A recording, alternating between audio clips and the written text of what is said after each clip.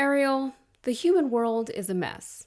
With the world's historical patterns of war, genocide, forced displacement, and general meanness, the holiday season is either a welcome and much-needed relief from the horrors of the news, or a stark reminder that even though we can pretend things are fine in the world, we know that they aren't. It really depends on who you ask.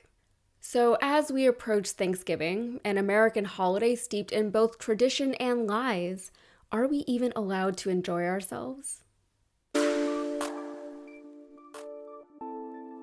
Hello and welcome to the Modern Context Podcast. I'm your host, Yasmin Aliyah Khan, and thank you so much for being here. If you're new to the podcast, thank you for joining us, and if you're not new, I'm grateful that you've come back. And gratitude is really what it's all about this time of year. The holiday season is officially here. We're in it. My birthday was a few days before Halloween, so for me, that's when all the fun stuff really kicks off. Halloween is awesome. Love Halloween. And then we've got Thanksgiving, Christmas, Hanukkah, Kwanzaa, New Year's, all of it. It's a very exciting time of year. Here in the United States, we're especially grateful because for a nation of overworked people who generally aren't given enough vacation days throughout the year, for a lot of us, it's the one time of year when we're actually able to spend time with our families and our loved ones, and that shouldn't be diminished. Yes, all the holidays are commercialized. Yes, half of these holidays we celebrate were built on lies, but the half that isn't is pretty great. I'm hosting Thanksgiving at my house this year. I did it for the first time last year, but my parents didn't come because they decided to go to New Zealand instead. Actually, that's why I ended up hosting in the first place, but I am doing it again this year. I'm in the full swing of menu planning and recipe hunting and also finishing up some projects around the house. I just redid my dining room and I'm hoping to get my breakfast nook done in time. I'm also in the middle of flipping a dresser, so there's a lot going on over here besides, podcasting. And everyone has their own Thanksgiving traditions. For me, I wake up, I make some tea, I watch the parade, yes, I am that person, and I eat pie for breakfast. Then I would actually help with the cooking or whatever, but something else I do, or rather something I don't do on Thanksgiving is get on social media. I might post something on my story, but I'm certainly not scrolling too much. And there's a few reasons for that. The biggest reason is just get off your phone and be with people. But then as much as I like to see people celebrating with their own people and seeing what everyone cooked and what everyone's wearing, I also know that Thanksgiving in particular is a highly politicized holiday. Maybe politicized is the wrong word to use there. It's certainly steeped in controversy, and honestly, the controversy isn't unwarranted. The history of the holiday and what it represents is, to use an overused word, problematic. But in the age of information, when ignorance has come to be seen as more of a choice than an excuse, social media on Thanksgiving is usually flooded with people reminding you that this holiday is the literal worst and you shouldn't be celebrating the genocide of Indigenous people. There's probably a bigger commentary out there about how social media content is inherently unoriginal and reductive. And if you're familiar with my work, I'm sure you already know about my complicated relationship with social media. But I think it's a stretch to assume that anyone gathering with their families on a day that most of us don't have to work is actively celebrating genocide. I will concede, however, that it's important to understand the origins of things and to extract deeper meanings from them. But those meanings can and do change over time. As they do so, we should change and adjust accordingly. We don't need to continue perpetuating and romanticizing the folklore. Back in college, I took a class on folklore, and if I'm being real, it wasn't my favorite. The professor spent the majority of the semester just trying to get us to understand the definition of folklore. We all had our own ideas about what it was, and apparently our ideas were all wrong. For the sake of this podcast episode, we will stick to some dictionary definitions. Oxford says it's the, quote, traditional beliefs, customs, and stories of a community passed through the generations by word of mouth, or it's, quote, a body of popular myth and beliefs relating to a particular place, activity, or group of people. Merriam-Webster says it's, quote, customs, beliefs, stories, and sayings of a people handed down from generation to generation. This can be anything from myths and legends to folk songs and anecdotal sayings. At its core, folklore is about cultural definition and preservation. It defines and demonstrates the values of a people in a certain place. It tells us what we, as a culture, hold dear and what we, as individuals, should strive to embody within ourselves. The veracity of the lore is secondary to its moral, and the moral is the real takeaway. Now, that's all well and good when the folklore in question is Cinderella. Don't bully your stepsister because you're jealous of her, and maybe you won't get your eyes clawed out by crows. That's a good message for anyone. But what happens when the folklore is supposedly based on true events, only it isn't? What happens when the values championed within the lore are different from the ones exhibited in the actual history? Are our American values based on lies? Maybe, at least to a certain extent, but does that mean that our American values, the things Americans identify as being inherently American, the things Americans strive to be and find worth in, are bad? Not necessarily. The story, the lore of the first Thanksgiving tells us that we, Americans, persevered in the face of hardship. We were resourceful enough to befriend those who could help us, and we showed gratitude and humility after having endured a trying time. Those so-called American values, perseverance, scrappiness, gratitude, humility, aren't bad at all. No one would be a worse person for trying to cultivate those traits within themselves. But the true story of the first Thanksgiving is quite different from what we were taught in grade school. Those early settlers weren't as admirable as we might want or even need them to be. As a nation, we've modeled ourselves as a fictionalized version of the earliest settlers, either glorifying or denying unglorious aspects of an uncomfortable truth in the process. The problem with all of that is that in creating this American legend, the story of the first Thanksgiving was presented to us as history, as fact. It's certainly one version of history, a very cleaned up version, and that's putting it kindly. The irony is that those who cleaned up the story in the first place recognized that the story wasn't actually admirable or respectable. It would have been a hard sell to an entire population, especially when that population was meant to see itself as exceptional. Presenting a false narrative as fact had more sinister impacts than just creating a shared identity crisis, though. An entire group of people, a group that's been through the literal most, wasn't demonized with this particular story, but they weren't helped by it. The story that the indigenous tribes and the early settlers were totally friendly with one another convinced generations of Americans that the genocide that enabled Manifest Destiny maybe wasn't so bad, in effect robbing the native tribes of much of the sympathy they deserved.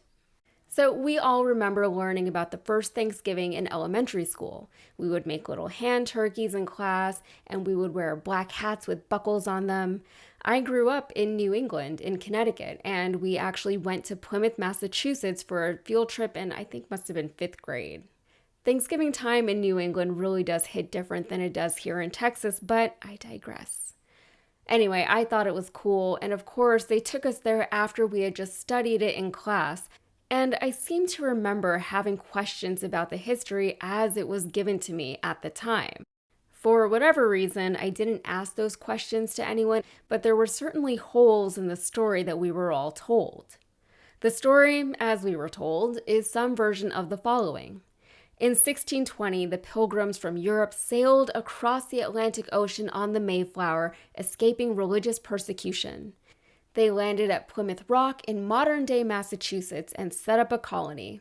But lo, the land was harsh and the Pilgrims were woefully unprepared for the feat before them in terms of both resources and skill. And so the natives of the land, one of whom conveniently spoke English, came to help them. The Pilgrims survived their first year in the New World thanks to their new friends, and to celebrate, they prepared a great feast.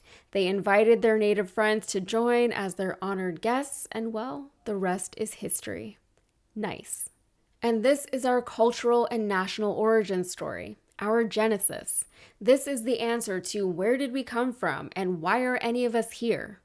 The Pilgrims supplanted the settlers of Jamestown, Roanoke, St. Augustine, and even Newfoundland as the first European settlers on North American soil. And I will say it was very confusing learning about the first Americans being the Pilgrims, only to later be told that Jamestown happened like 10 years earlier, not to mention the fact that there were already people here when the Pilgrims got here. The not-so-subtle subtext of the Pilgrim story as it's told to school-age children is that those original indigenous Americans simply didn't count. So a few things pop out there. First, why were the Pilgrims being persecuted in Europe, so much so that they had to flee across an ocean to an untamed wilderness just to find peace? Second, how did Tisquantum, or Squanto as he's commonly known, happen to speak English, if the Pilgrims were supposedly the first English speakers to come to the land? And finally, why does the story go out of its way to convince us that the European settlers were friendly with the natives when the reality is that displacement, dehumanization, and then genocide was committed against them? Even as a kid hearing the story, you kind of wondered, okay, but where are they now? Let's get to know the Pilgrims a little better. They were known by a few names, actually. You may have heard them called the Puritans or maybe the Separatists, and the reason for this was that they were such religious purists that they wanted to separate from the Church of England. There is a distinction between Puritans and Separatists, though. The Puritans were okay with staying in England and reforming the church from the inside, but the Pilgrims specifically were Separatists. The Separatists would eventually come to the New World not because they believed every individual should have the freedom to practice religion however they so chose, but rather because they wanted a safe space for themselves to practice religion with a very literal interpretation of the Bible. There was little wiggle room as far as how religion should be practiced in the Pilgrims' mind, so in order to practice as they preferred to, they had to physically separate from the church. Today, the Pilgrims would be akin to the most zealous religious practitioners we can think of, evangelicals maybe. Politically, the radical right, maybe members of the Tea Party or the Christian nationalists. Maybe that, plus the homesteaders, people who want to live off the land and separate from society because society is overrun with heathenism and devilry or whatever. So we all know the story. In the 1500s, King Henry VIII wanted to divorce his first wife and marry Anne Boleyn, but the Pope wouldn't let him. So he separated from the Catholic Church to create the Church of England with himself, the king, as the head of the church. By the 1600s, with King James on the throne, the separatists were being persecuted in England for believing the Anglican Church was too papist, too political, and too corrupt. Nowadays, if you don't go to church, the worst thing that'll happen is that maybe your grandmother will be disappointed in you. Back then, the church and the state were a single entity, so deviation from the church was treated as a criminal offense, with punishments ranging from steep fines to imprisonment to banishment. Basically, the separatists were a religious minority who were cast out into the dregs of society anyway, so they weren't sacrificing much in terms of economic opportunity or influence by leaving England. So the Pilgrims fled England and went to Amsterdam. They hung out there for a while, creating a small little community for themselves, but religious tensions across Europe began to escalate between the Protestants and the Catholics. The Pilgrims decided that now would be a good time to make a move, so naturally the only place for them to go was all the way to the New World. After a few delays, by the time they gathered the money and resources to sail, it was already September of 1620. 102 passengers, including women and children, and 30 crew members packed into the 100-foot Mayflower. It was very cramped, and it would take them 2 months to get across the Atlantic. By November 9th, which is the day I'm recording this podcast episode, they finally set sight on Cape Cod. Now, November in New England, as you might know, is cold. The Pilgrims had no time to plant, let alone harvest any crops, and they arrived at an unfamiliar territory just in time for winter. It was a rough first year, with nearly half of the Mayflower passengers dying that first winter. So, reeling from winter and death, the Pilgrims were in a bad way. Similarly, the local Wampanoag tribe had seen their numbers decimated by plague brought by European, specifically French and Dutch fishermen.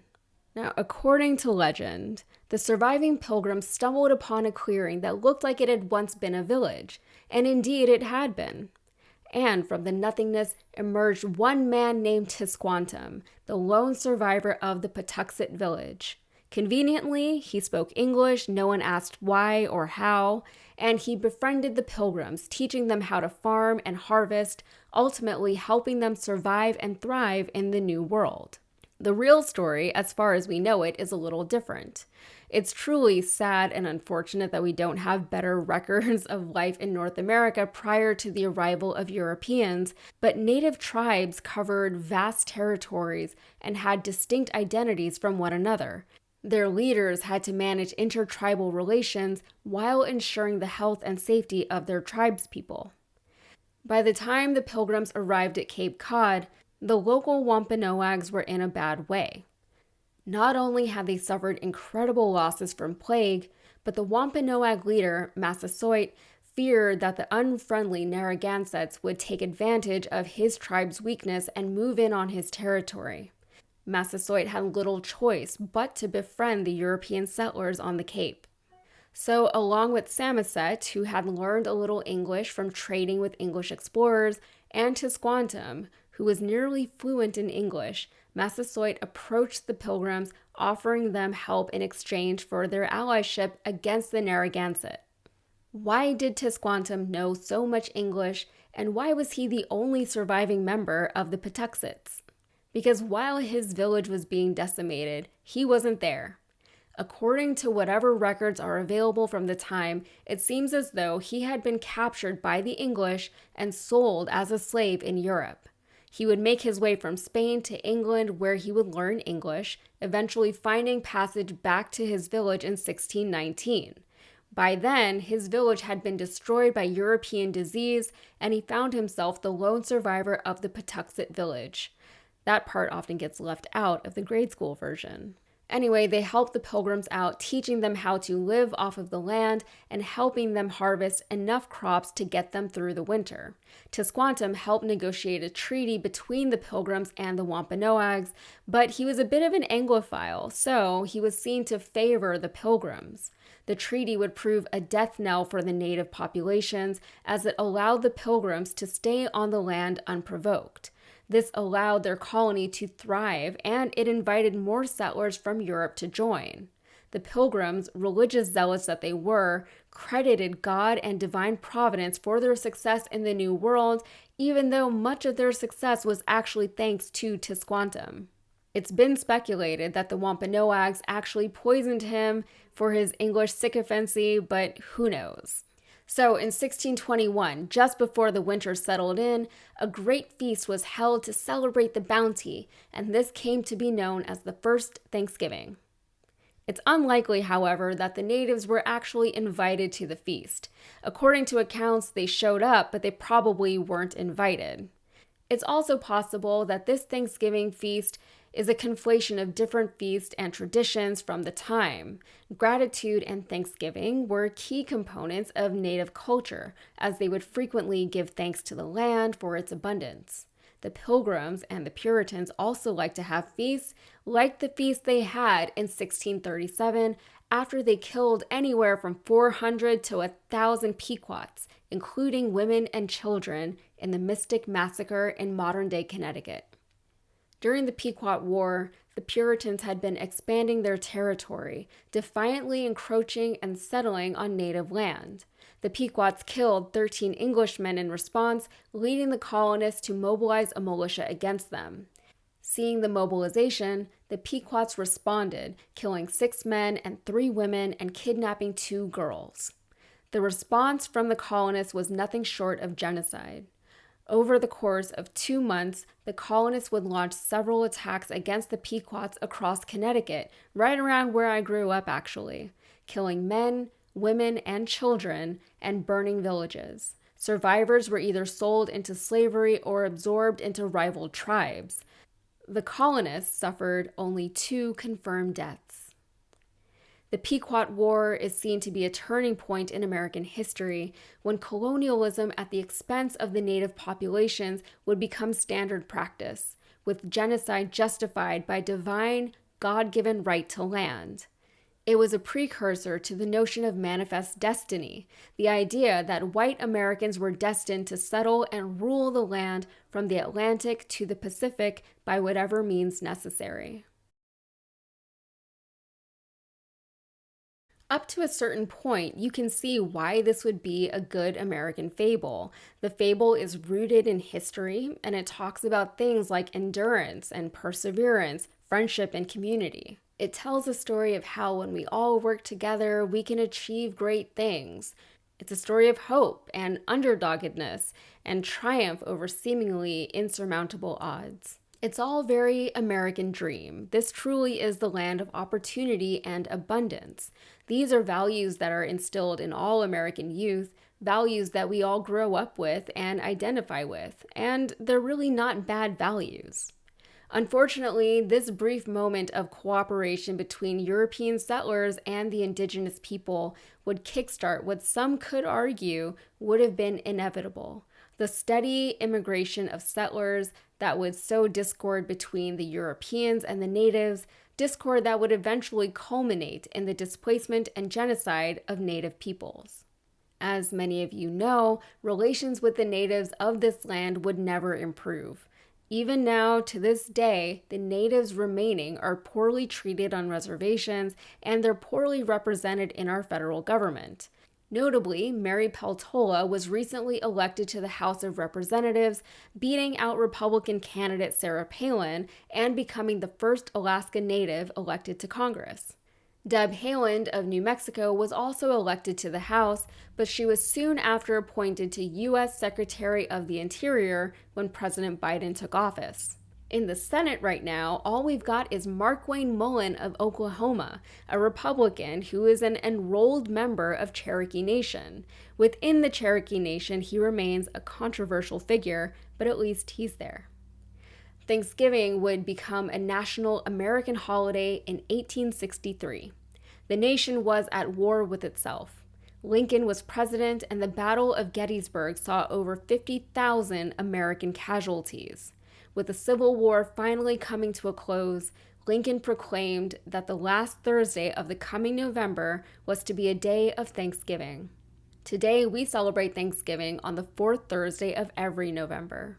Lincoln said, quote, "I recommend to them that while offering up the ascriptions justly due to him, they do also, with humble penitence for our national perverseness and disobedience, commend to his tender care all those who have become widows, orphans, mourners, or sufferers in the lamentable civil strife in which we are unavoidably engaged, and fervently implore the interposition of the Almighty hand to heal the wounds of the nation and to restore it as soon as may be consistent with divine purpose to the full enjoyment of peace, harmony, tranquility, and union."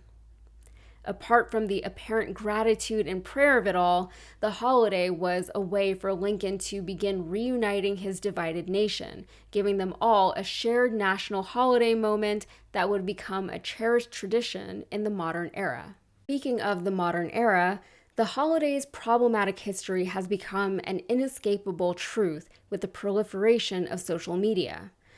While I hope I've given you some interesting context throughout the course of this episode, I'm sure most of you already kind of knew the gist of the story.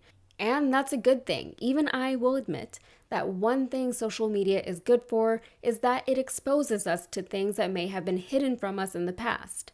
Now the question is, what do we do with the information we've been given? Does the holiday's history render it entirely unworthy of celebration? I don't think so, but of course that's subjective. I think the context of the holiday can change over time. People aren't actively celebrating the Pilgrims on Thanksgiving, they're giving thanks. It's never a bad thing to intentionally express gratitude for however much or however little you have, and it's never a bad thing to get together and spend time with your loved ones. However, it's important that the mythology of the holiday doesn't overtake the actual history.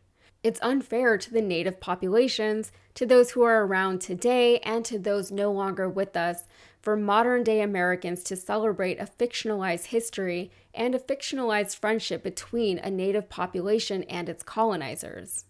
It not only minimizes and excuses very bad behavior, but it denies one of the ugliest truths about our being here on this land. There can never be growth without honesty, and there simply has to be growth. Otherwise, not only are we doomed to repeat the mistakes of the past, but without growth, what are we even doing here? This Thanksgiving will be a particularly difficult one for us to endure for reasons I don't think I have to explain.